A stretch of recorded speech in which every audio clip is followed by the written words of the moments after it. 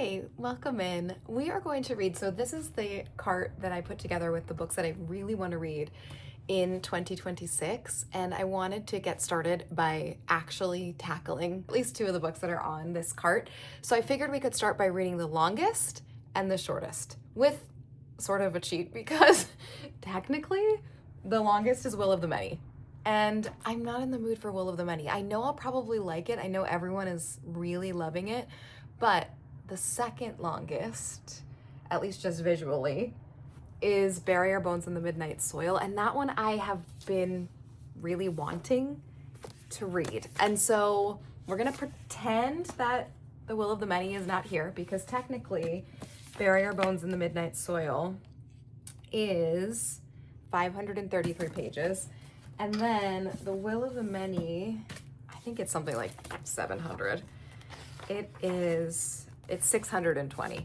So this is definitely the longer, but I want to start with Bury Our Bones in the Midnight Soil. I've been really wanting to read this. I don't know much about it. I like V.E. Schwab. I've read The Invisible Life of Addie LaRue I really enjoyed. I know it is sapphic vampires. I think there's 3 different storylines. So I'm more excited to pick up this one than The Will of the Many, but I do promise I will read The Will of the Many in 2026 at some point. But for now, we're gonna pretend that The Will of the Many is not on this book cart, and we're gonna say Bury Our Bones is the longest book. And then let's see what is going to be the actual shortest. So it looks like these two might be, these are both, looks like maybe it's Niveau, Don't Sleep with the Dead. Let's see, Anne Carson is pretty short here too. So let me take out these ones. Notes of a Crocodile looks to be longer. Okay, so these are the shortest. So Fireborn Blade, I think this is Sapphic Fantasy, 164. Niveau, Don't Sleep with the Dead, which is a Gatsby retelling, which I'm very excited to read. I actually kind of hope it's this one. Only 101. Okay, so that definitely is shorter than Fireborn Blade, so we'll put that back up there. Autobiography of Red by Anne Carson is already, 149. 149, so that's going back down here with our biography nonfiction. Notes on a Crocodile. Yeah, this is over 200 pages. We've got Bury Our Bones in the Midnight Soil and Don't Sleep with the Dead. So I'm gonna tackle the longest, sort of, with a cheat. The longest that I really wanna read right now, and the shortest, which honestly, this is the one that I really wanted to read also.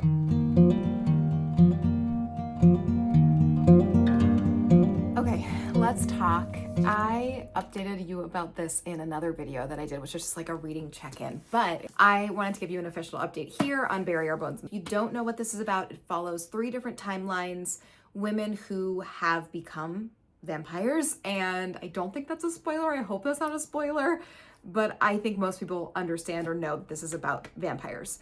And so far, that's kind of all that's happened, and that I think is my challenge with this.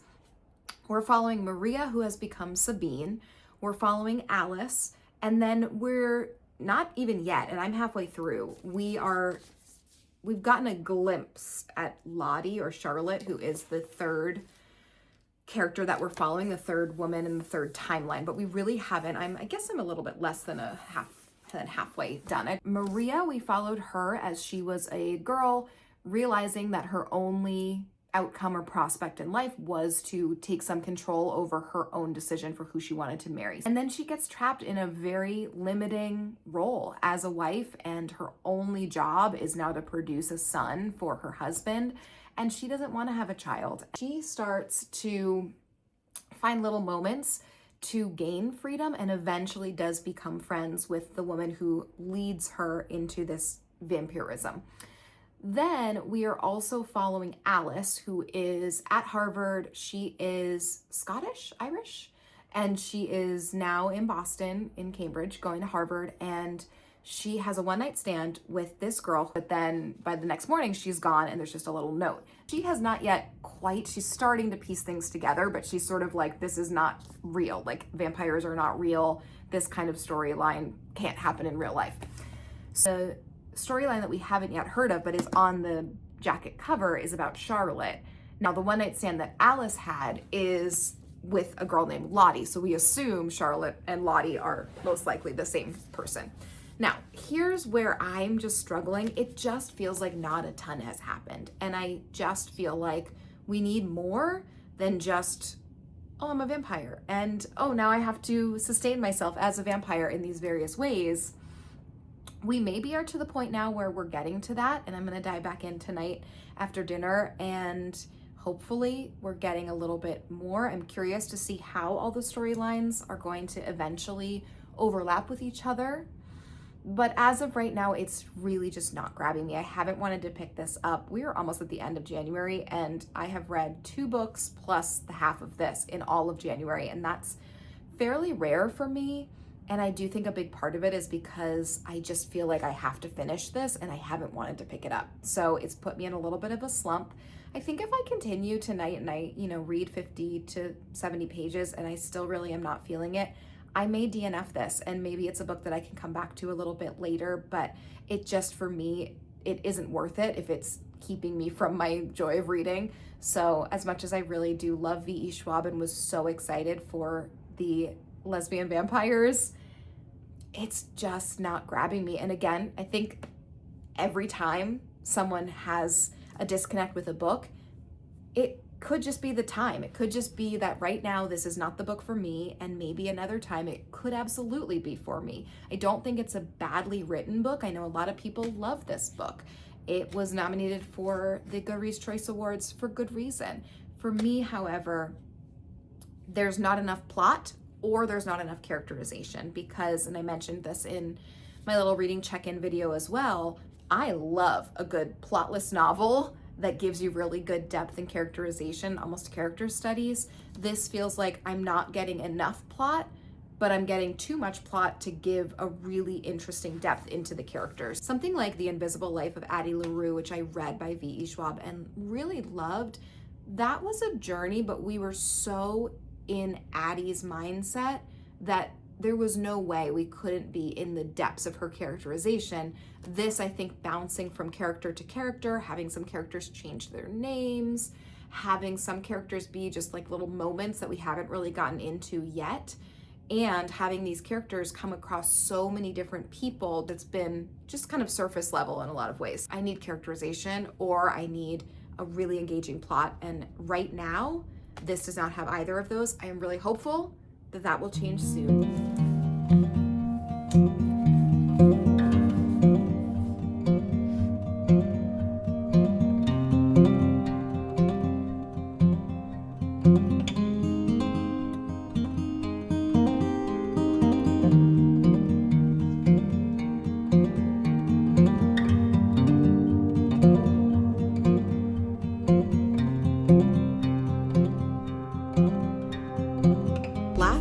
I was able to make it to, can you even tell? I have about 100 pages left in Bury Our Bones in the Midnight Soil. Did I bring the book just to show it to you in the car? Yes, because I'm about to put on the audiobook.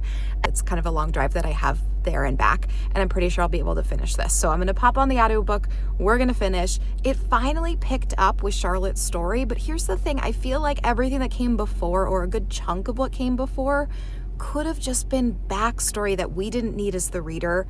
It honestly feels like it would have been a stronger novel if we had just started a lot later on. When I used to take creative writing classes, a lot of the professors were like, okay, write your story and then actually cut out like the first quarter or the first half and start there because your story will be stronger for it. And I think that this is a case of needing to start later on.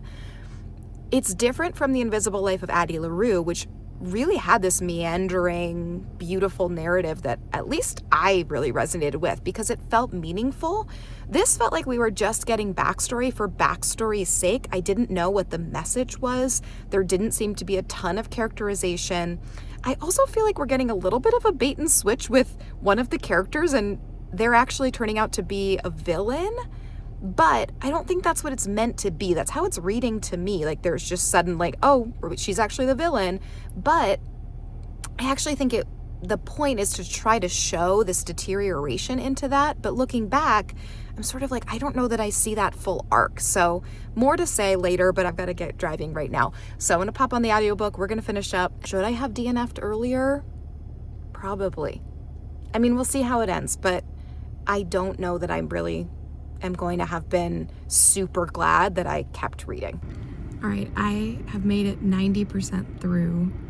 And I'm at the grocery store right now. I'm gonna grab some groceries. I'm gonna go home. We're gonna finish this book and I will give my final review. But right now it's feeling like a 3 for enjoyment, but I would probably bump it up to a 3.5 for the writing quality. I just feel like I don't know the point.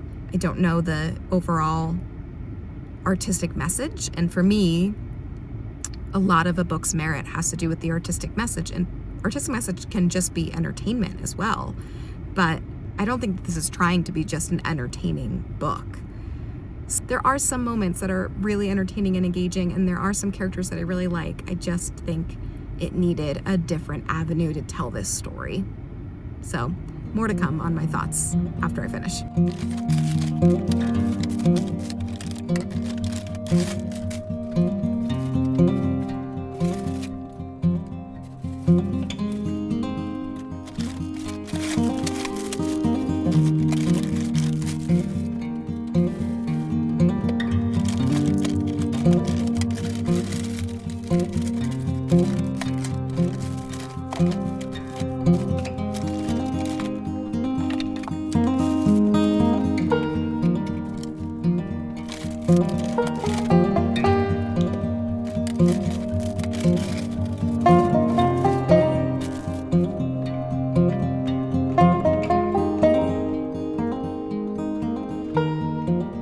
So grateful when I look at my fridge and it's stocked with lots of good food. I feel really thankful for that.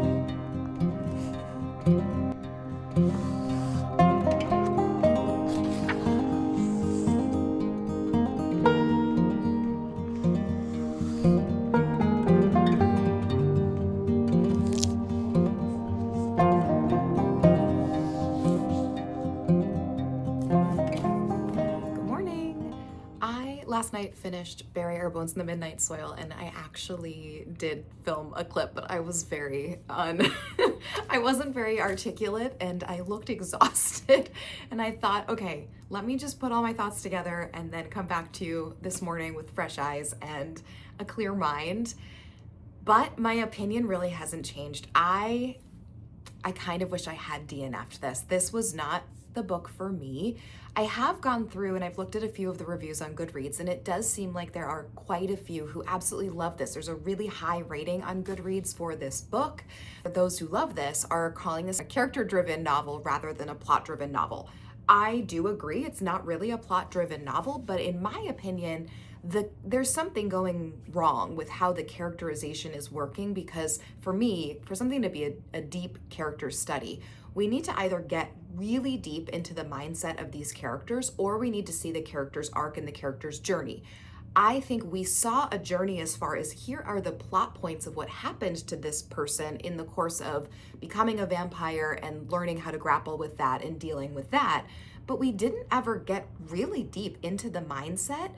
For example, our main storyline is Sabine's storyline. She is Maria. She adopts the name Sabine, and we're following her through the majority of this text. I said in an earlier clip, I think a lot of what we get with Sabine's storyline could have been removed because it doesn't really impact the overall messaging of the novel. We don't see her moving from someone who is characterized in one way and then moving into being characterized in another way. Also, this is going to be long because I have a lot to say about this novel. So if you don't want to hear all about it, please skip ahead. I will not be offended. But I think that when it comes to a character-driven novel, if we were truly to have character-driven novels, we would have gotten a little bit more equality among the three perspectives. And also, it felt very uneven when we did finally shift to Lottie's story, which was over halfway through the text.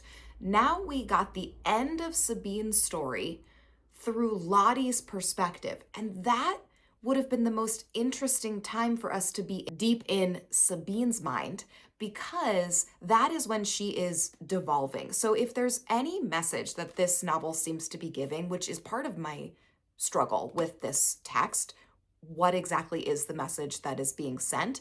It's a message about toxic relationships. It's a message about the losing of yourself within a, well, in this case, it's vampirism, but that could be translated to losing yourself in various selfish endeavors, losing yourself in a relationship, losing yourself in the pursuit of a deep hunger.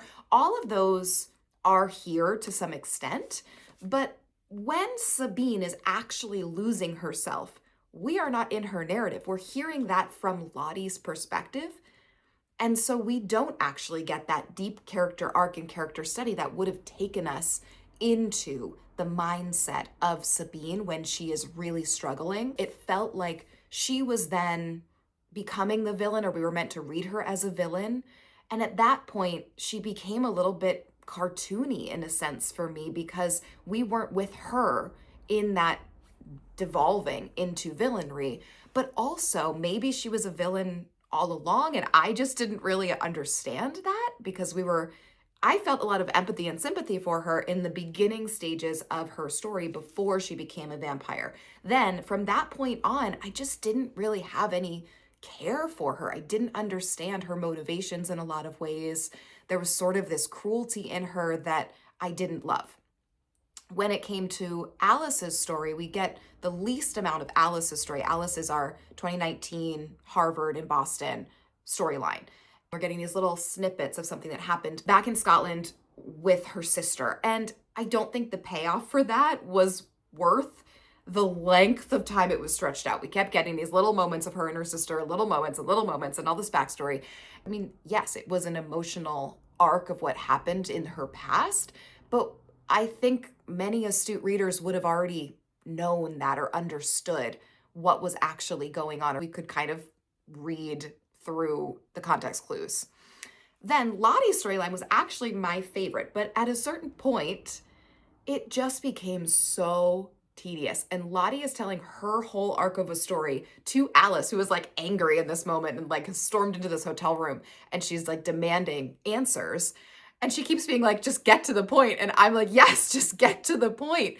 And she's sort of like, well, stories are all that we have. Stories are all that matter, which I think was a sub-theme of this novel, but I don't think it actually was emphasized as much as it could have been.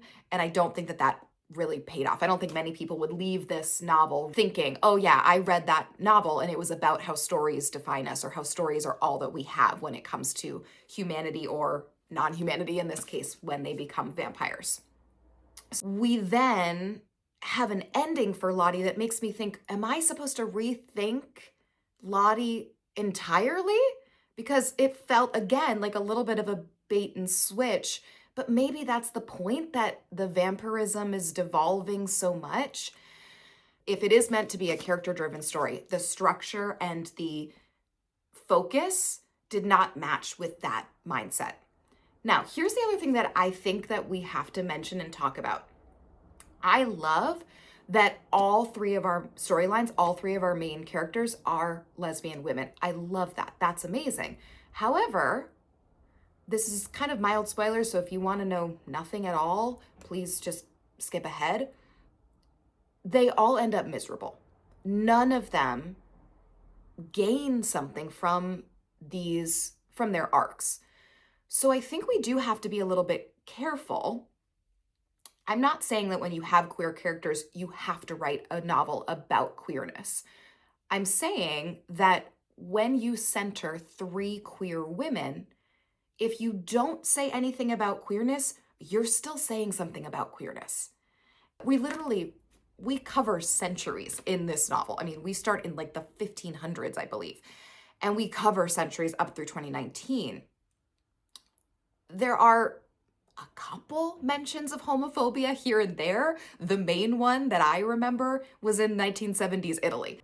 When you do have this is a queer text. We are following three queer women. There is a strong secondary storyline between two gay men. And when you say nothing about queerness, that means that you then are not dictating the message that you're sending about queerness. We're left feeling like, oh, queer relationships are linked to toxicity. That can be done beautifully well if you think about In the Dream House. That beautifully done and specifically targets queer toxic relationships. I'm not trying to say that every text that has queer characters in it needs to be a targeted message about queerness. I am not saying that whatsoever. It's amazing that we have so many texts right now that center queer folks that do not have to make queerness the central focus of the text.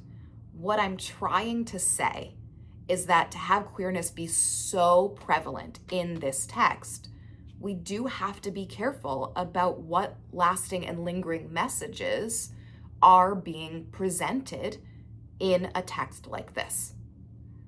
And maybe that's an unpopular opinion, and please let me know, because I'm fascinated by this concept and fascinated by what makes a text queer and what responsibility an author has to the queer community when they include queer characters or use queerness as a central focus of the text. Maybe I am being too narrow-minded about this.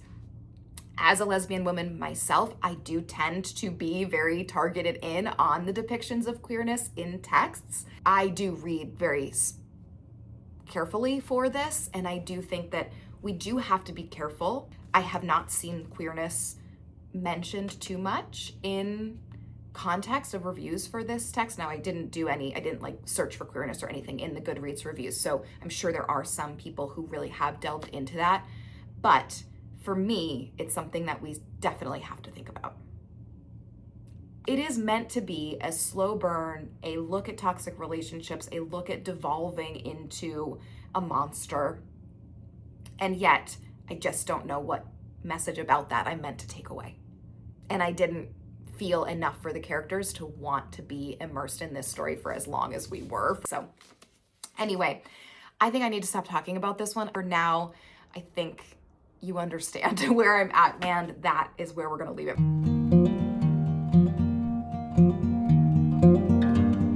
Okay, but we're gonna finish up this video by reading the shortest book on my TBR cart. This is Don't Sleep with the Dead, a follow-up to The Chosen and the Beautiful, which is Nevo's reimagining of The Great Gatsby. And Nevo reimagines Gatsby from the perspective of Jordan Baker, who in the original Fitzgerald Great Gatsby is the tennis player, Daisy's friend. Nick sort of dates her a little bit in The Great Gatsby. And Nevo reimagines Jordan as a Vietnamese woman. She is bisexual and she's navigating high society. She and Nick start a little bit of a relationship. Nick is struggling with his own sexuality. And there's magical realism added into it in this really interesting weaving of the power dynamics and the social hierarchies and these relationships among Gatsby, Daisy, Nick, and Jordan. Now, in this text, I believe we're following mainly Nick and Gatsby. So I'm excited to pick up where that left off. I really enjoyed The Chosen and the Beautiful. I love reimaginings, retellings. I love queer retellings. And I love a retelling that adds a new element, like with The Chosen and the Beautiful, adding in this magical element where it was essentially Jordan could sort of cut things out of paper and that would impact some of the world around her. So I think this may be ghost story elements, and we're thinking Nick reconciling with his relationship with Gatsby. So I'm excited to dive in. I don't know how much I'll be able to tell you because it is a follow-up to The Chosen and the Beautiful, and I don't want to give away too much from that text or even give away too much of the actual Gatsby storyline if you've never read The Great Gatsby. So I'm going to dive in. I'll come back with a little update and then we will finish out this video. Hopefully this will be the win for the video. I have a good feeling about it.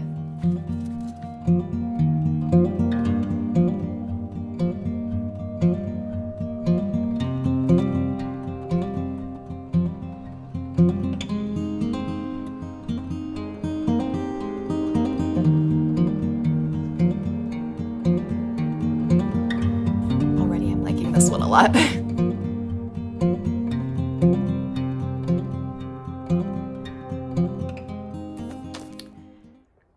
I think this is a 5-star. If not, it's a 4.5. But this actually was a really interesting pairing to read with Bury Our Bones in the Midnight Soil, because it is about wanting and it is about a potentially toxic relationship, or it's about the longing for someone who doesn't necessarily or isn't necessarily able to give you back what you need or want out of a relationship, and yet still being willing to sacrifice yourself for them. I can't say too much because it does really rely on a lot of The Chosen and the Beautiful. This actually made me think I really should have reread The Chosen and the Beautiful before diving into this. I think it would have been even more impactful, because there were elements that I had completely forgotten about The Chosen and the Beautiful that definitely play into this little novella or short story, whatever you want to call it. But all in all, this has a lot to say about the stories that we tell ourselves and what the stories that other people tell us about ourselves. And interestingly, also is about queerness and queer relationships, but does not shy away from the difficulties that that brings. What I was trying to say earlier about Bury Our Bones in the Midnight Soil is that writing about queerness is political in itself. And I think Niveau really toes the line beautifully about not making this about fully about queerness. It really is not. This is about the connection we feel to other people. This is about sacrificing ourselves. This is about the steps that we will take to, for better or for worse, to either become more of ourselves or to feed into other people that maybe we have become really aligned with in sometimes a toxic way. But there is a clear additional layer that is added by these characters being queer characters. I think that this does a lot and says a lot in 100 pages. And honestly, I think it says more about toxic relationships and about the sacrifices that we personally make. I think it says more about those topics than Bury Our Bones did in 530 pages. I'm really happy that I read this. It's just so interesting the ways in which Niveau rewrites Gatsby through this more inclusive lens and through the lens of what it is like to take the roles that you're given and sometimes take them by force, and also how challenging it can be to navigate society when you have a difference, be that being a person of color, be that being queer, be that being from a different socioeconomic background, which are, the socioeconomic background is absolutely there in Gatsby, but Niveau then infuses in these additional layers that really do beautifully add to the conversation that Fitzgerald is having. And that's what I love most about retellings. And then this text even takes that a step farther. There's magic systems in here that are similar to vampirism in an interesting way. In this text, it's more demonic, but there's still this kind of dark underside and underbelly. Nevo's writing is so beautiful. There are just these little moments where you're like, wow, you catch what they're saying about the true nature of humanity. And it's done in just a quick little mention. And I mesh with her writing so well. So it made me remember that I do have Siren Queen on my shelf. And that is one that I haven't read. I need to catch up in the Singing Hills cycle from what she has written as well. But I do think Siren Queen could be my next option for Niveau. So I may grab that and place that into my TBR cart as well, because I really do mesh with her writing. And I do think this is, read The Chosen and the Beautiful, definitely. It's really interesting, especially if you like Gatsby, or even if you haven't read Gatsby in a while, but it's something that you like to revisit. So all in all, I think I am giving this a 5-star. And I just noticed my camera's a little bit crooked, so sorry about that. But a really interesting way to finish up this challenge, because we read 2 texts, both of them about toxic relationships, both of them about obsession and hunger and desire. And yet the little short one, I think, much more effective than the long 530-page one. This was a really nice experiment, a nice way to get 2 texts off of my list.